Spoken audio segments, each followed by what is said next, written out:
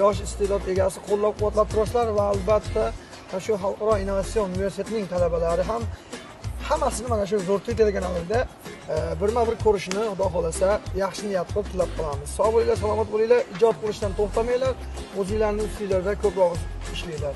Xalqaro innovatsion universiteti eng kuchli universitet. Assalomu alaykum hammaga. Men Qashqadaryo viloyati Koson tumanida yashayman. Qarshi Xalqaro innovatsion universitetida musiqa san'atida birinchi kursman. Talaba. Gap jonli ijroda hamma yo'nalishda har xil olagan yo'nalishda bemalol qo'shib ijro qila olasiz. Hindcha, arabcha. Demak, bugun hindcha qo'shiq ham tinch. Nolalari ham har xil ekan. Bitta ishmas bo'lmaydi. Nola bor, hindcha qanaqa. Azga mikrofon bilan qo'shib iltimos, qani. Bitta ishtiroq kichkina. Qani?